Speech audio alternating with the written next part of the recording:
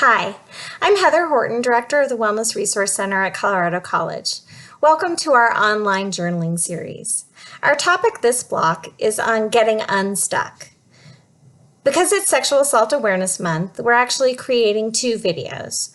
One is more generally on getting unstuck, and this video, which was designed specifically with survivors in mind. As we move through life's challenges, it's quite natural that sometimes we do get stuck. And so I'll be leading you through an expressive writing exercise, which is designed to help you identify thoughts and feelings and make connections that will help you create movement and momentum toward your goals and healing. As human beings, we're hardwired to try to make meaning of our life experiences.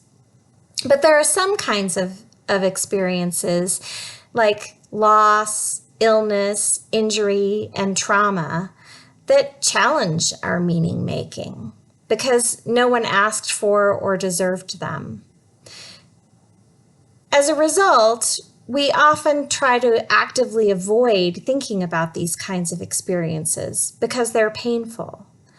But in spite of this natural tendency to try to avoid things that are painful or frightening, doing so, actually thinking about them or digging into them, can actually reduce our stress, improve our immune response, and open up opportunities for growth. I've always really appreciated the way that May Sarton talks about this idea. The only way through pain is to absorb, probe, understand exactly what it is and what it means. To close the door on pain is to miss the chance for growth. Nothing that happens to us, even the most terrible shock, is unusable, and everything has somehow to be built into the fabric of personality. One barrier to really absorbing, probing, and understanding traumatic experiences is often shame. We fear that others will judge us, or we fear the judgments that we ourselves make because we've grown up in a society that questions survivors. We fear that the experiences we've had somehow makes us unworthy or unlovable. Suppressing or inhibiting these thoughts and feelings takes a tremendous amount of energy. Not allowing ourselves to work through these experiences can also lengthen the time that it takes for us to heal. Shame can be a powerful emotion in our lives, but as Brené Brown says, shame derives its power from being unspeakable. That's why it loves perfectionists. It's so easy to keep us quiet. If we cultivate enough awareness about shame to name it and to speak it, we've basically cut it off at the knees. Shame hates having words wrapped around it. If we speak shame, it begins to wither. Language and story bring light to shame and destroy it. Writing or journaling can be a fantastic way to do this work. A key part of healing from trauma or other troubling life experiences appears to be translating our emotional experiences into language. In order to really engage that translation, we must allow ourselves to write or speak without judgment or censorship. So for journaling, I recommend that people approach their writing with the idea that we are writing only for ourselves. No one else needs to see the words that we put on the page. A caveat to the process: writing about upsetting experiences is unlikely to make us feel better immediately. Indeed, it may allow us to be more connected to upsetting thoughts and feelings.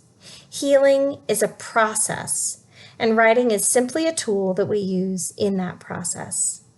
When choosing to engage in any healing process, we always want to consider our own self-care. So I recommend that you develop a large self-soothing or coping strategies repertoire.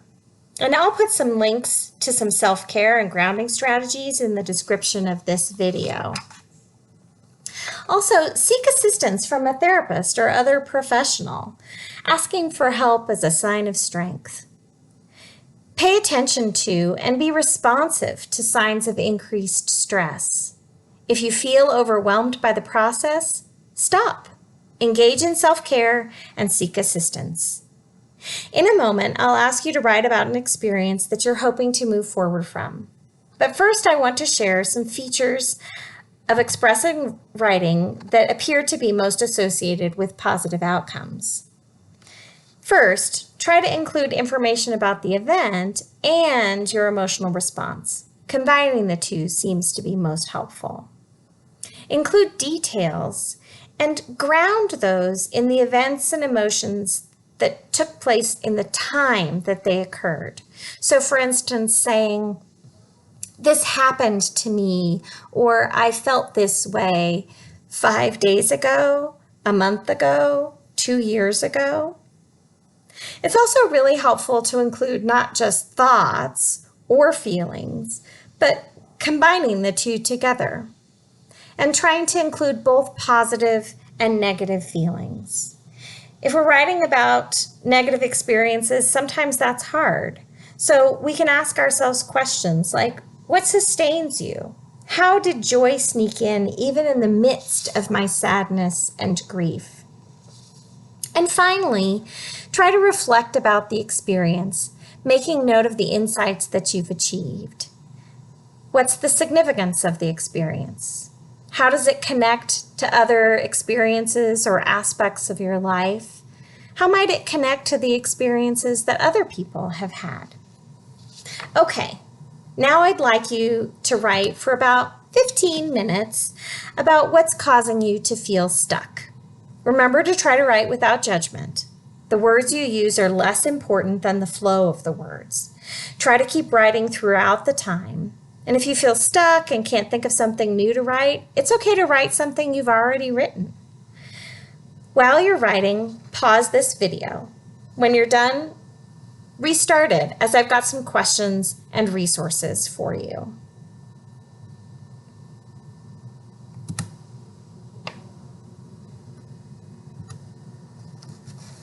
How was that for you? Did you find that you were able to ground your experiences and feelings in the time in which they occurred?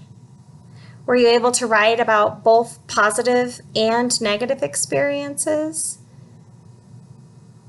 Were you able to make connections between other aspects of your lives or perhaps the experiences that other people have had?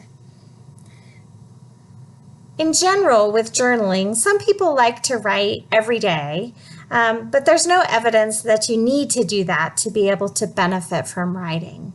Sometimes it is helpful to write for 3 or 4 days in a row.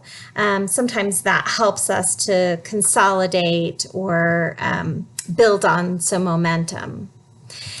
As I mentioned before, I'm going to put some resources in the description of this video.